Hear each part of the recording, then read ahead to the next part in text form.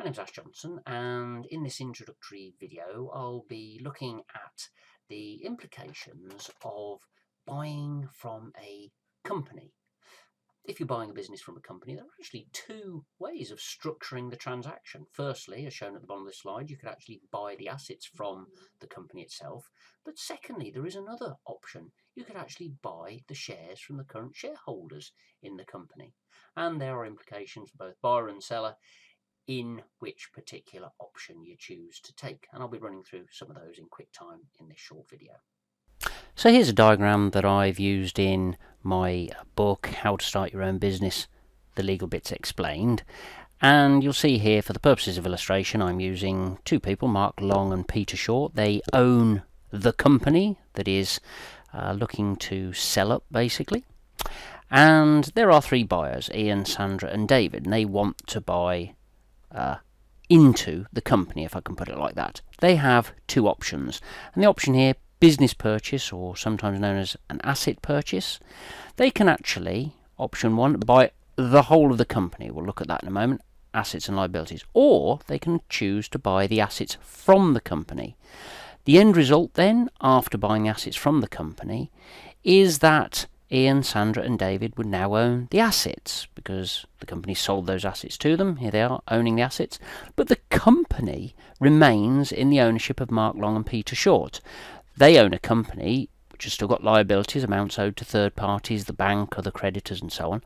But now, whereas before they had assets of land, equipment and whatever, they've now just got one asset, the cash that's been paid to them by Ian, Sandra and David in order to buy the assets from the company. So that's one option if the company is the target. So if it is a company that is selling up, so to speak, so Mark Long and Peter Shaw as the owners of the company decided to sell up, there are two options for the buyers. One, buy the company. Two, buy the assets from the company. So if we now look at the second option in this diagram, which is where instead of Ian, Sandra and David buying the assets, and the assets alone from the company, they buy the shares from the current shareholders, who are Mark Long and Peter Short. So the outcome is that Mark Long and Peter Short, they leave with X pounds, whatever's been paid to them by Ian, Sandra and David in exchange for their shares, whereas now Ian, Sandra and David, rather than owning just the assets, own the whole company, assets and liabilities. That's the second option. So with those two options in mind, let's just have a quick look at some of the reasons why perhaps Ian, Sandra and David might want to buy the shares, or why they might want to buy the assets alone. If we consider why they might want to buy the assets alone, to start off with, rather than the whole of the company by buying the shares, in other words, assets and liabilities if they buy the shares in the company, or just assets if it's a business sale, why go just for the assets? Well, cherry picking, make sure that you don't have any odd stuff coming out of the woodwork later on, so to speak, with amounts owed to banks, revenue and customs, etc. So just cherry pick and take the assets. Good reason to just go down the route of the business stroke asset sale.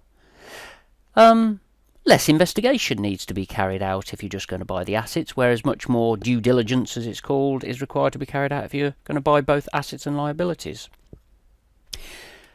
There is a reason why they might want to buy the whole of the company. If the company has lots and lots of very important contracts, so let's say with various parties, let's call them X, Y and Z, then if it was a business asset sale, then they would have to make sure that they carried out the process of novation, as it's known, where they negotiate with X and Y and Z to ensure that the benefit and the burden of the various contracts is transferred to them, Ian, Sandra and David. Whereas you don't have to go through that procedure if it's a share sale, because if the shareholders change, so Mark Long and Peter Short own Yummy Munchie Limited, but then they change, so then Ian, Sandra and David own Yummy Munchie Limited. The fact is that the contracts are still between Yummy Munchie Limited and X, Yummy Munchie Limited and Y, Yummy Munchie Limited and Z. The fact the shareholders have changed is irrelevant to X and Y and Z, and so you don't have to go through the process for transferring benefit and burden in the contracts that you would have to do if it was a business sale. Having said that, there is an exception, because if in these contracts there are a change of control clauses, which say that if the shareholdings in Yummy Munchie Limited is to change by 50%, 60%, 70%, then X, Y or Z have the right to terminate, then those change of control clauses mean that you would have to go through negotiations with X, Y and Z. But generally speaking, a reason for buying the company might be because of various contracts, and it's just easier to buy the company and all the contracts remain with the company and don't change, unless there's a change of control clause. Tax is another reason behind perhaps going for one option compared to another, because on buying the shares in a company, the tax rates at the moment are 0.5% of the value of the shares, so 0.5%. Now compare that with stamp duty land tax. If one of the assets, say, is land, then there could be stamp duty land tax of percentage points much higher than this, which might make it, well, more beneficial in tax terms for Ian, Sandra and David to buy the shares in a company rather than the assets of the company. But again, they'd have to weigh that up in the round, and issues of contracts, cherry picking, the amount of investigation and so on would have to be taken into account.